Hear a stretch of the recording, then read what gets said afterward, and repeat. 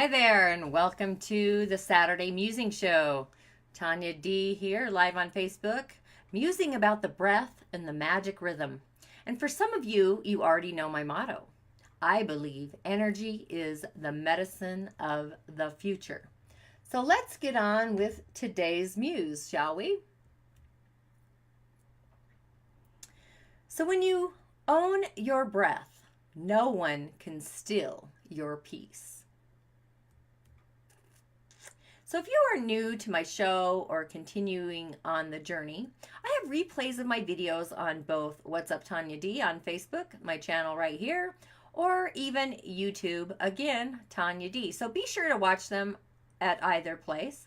Even if they feel a bit random, they do flow in an irregular way, I do have to say. So be sure to like, subscribe, and share. And as always, please comment. Let me know you're there. And if you haven't subscribed to my podcast, please do. This year, it's all about the elemental forces of nature. And if you like this musing show and want to hear more of ones just like it, hit the share button, because every time you share it, it's a vote for me to do more on the same topics as this one.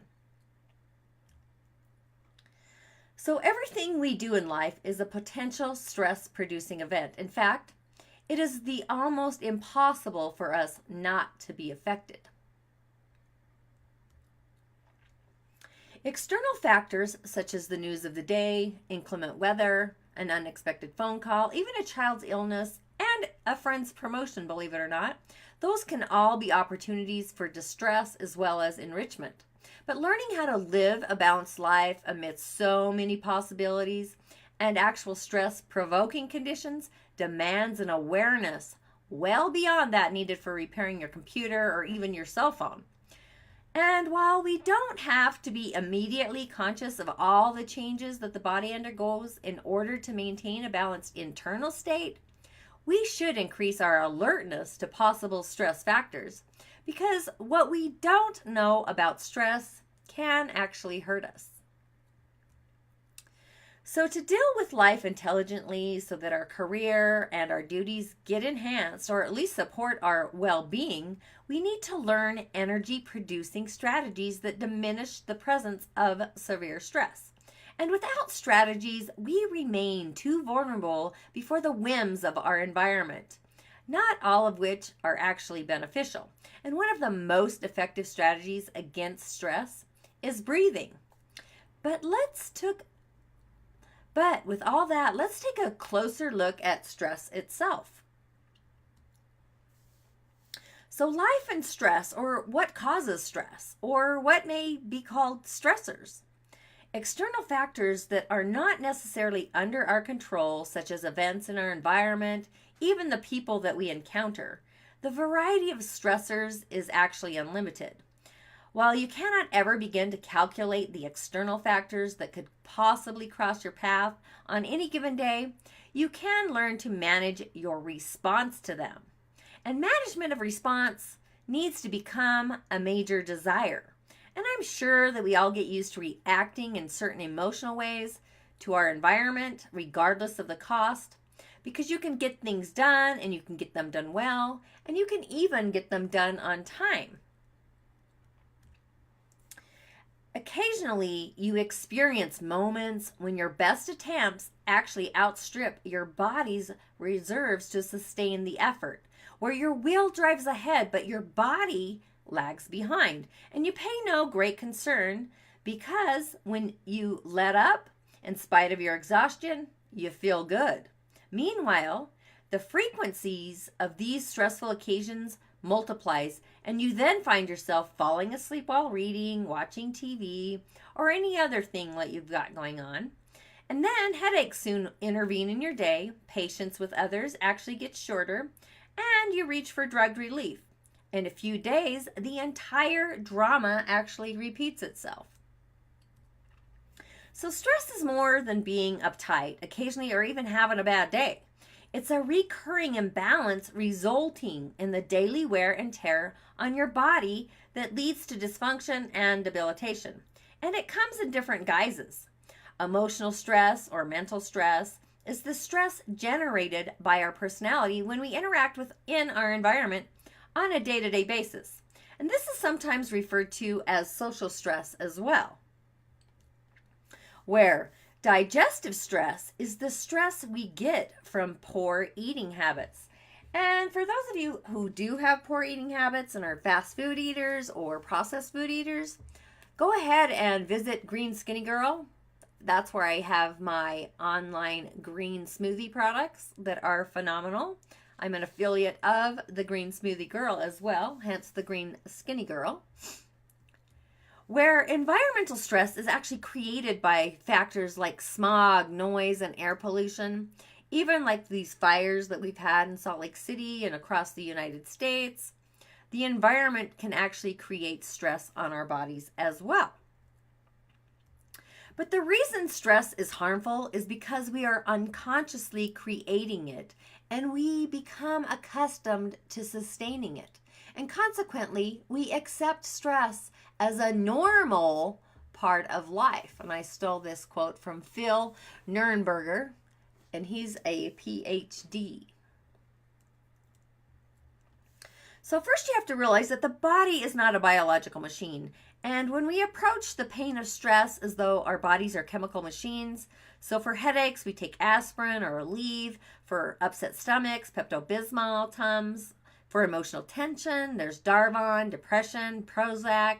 And for bodily pain in general, nothing actually beats Tylenol. But our idea to suppress by medication that body part that hurts, that's what we use it for. And some people even attempt to anesthetize the brain. It's like, why not get rid of the pain quickly and conveniently? Awareness isn't needed. And over a period of weeks and months, we develop a conscious relationship with our periodic pain that actually builds mechanical, stressful responses to our living style. And what we do becomes habitual, forming its own energy patterns, restricting change, the very thing that we actually need to do. So with all that, taking occasional pain relievers is not the issue, but incorporating them into your conscious way of living is. We inadvertently use one stress factor, which is the drug, to suppress another stress factor, which is the pain. Meanwhile, we lose the opportunity to learn how to use our stress to actually upgrade our life. So in today's Muse is a glimpse into the balance of being, my online course that's in the corridor of my Musing Club at club.tonyad.tv. And what you'll discover in this module is breathing and the emotions and natural breathing and incorporating the 3 breaths, moods and breathing cycles, why nasal cleansing is important, and how to actually do it, breathing and stress, and some vital breathing exercises that will assist in the cleaning of the clutter that gets stuck in the mind. Muse on that one. So I also use essential oils for breathing, and you simply place a few drops in a tissue or in the palm of your hand and then cup them over your face. You exhale first and then you slowly inhale the vapors without tensing and making a sniffling sound. And do this for about 5 to 10 times. And this exercise will help when you are trying to get more air because the essential oils and the relaxation and the exhale all actually work for you. Instead of you having to try to take a big breath in, which can actually strain your neck and your shoulders. So you only apply directly to your body in key spots close to your nose, such as your collarbone, under your ears, on your temples, or along your throat, or even your jawline, whichever works for you. And eucalyptus is actually one of the essential oils I use, and it's actually best for breathing constricted by fatigue or nasal congestion. With its antiviral and antibacterial, decongesting, and anti-inflammatory properties, this is also a staple for cold and flu season, which being in the season of the fall and the autumn, we're heading into that season. Where pine, spruce, or fir, and rosemary actually helps with your memory. But this is best for breathing constricted by fatigue and chest congestion. Different than eucalyptus. And these grounding oils are often found in chest rubs for coughs, asthma, or allergies. And they help revive you when you're feeling burned out. Where peppermint is best for sharpening your focus while relaxing your neck and your shoulder muscles. And this is an antidote for long hours at your computer or standing all day. And it can actually help energize when you're combating anxiety. So different essential oils actually do different things in the mind and the body and the spirit. Where sandalwood's actually best for calming your psyche and easing stress. And when you inhale it, sandalwood eases into the lungs to deepen and relax your breath. Historically, it was applied to the chest and actually used in meditation practices. So if you're into meditation, sign up for my Inward Journey, my Soliciting Solitude course, part of my corridor and my online club at club.tonyad.tv. And again, if you're liking this musing show, please share, because it will let me know that you're interested in this kind of musing. And another favorite of mine is if you are into just finding a blend, doTERRA has created Breathe, and it comes in a variety. The essential oil itself, the Breathe stick, and they're all great for the upcoming fall and winter season as well. It's designed by mixing potent essential oils that can help to soothe your airways, lessen congestion, and enhance overall breathing. And this invigorating blend provides a natural solution for people suffering from colds and flus, sinuses, allergies, which I'm having right now from the environment. But it acts as an anti-allergen, it's an antiseptic, it's even antibacterial by fighting infections and helping the body release unwanted toxins.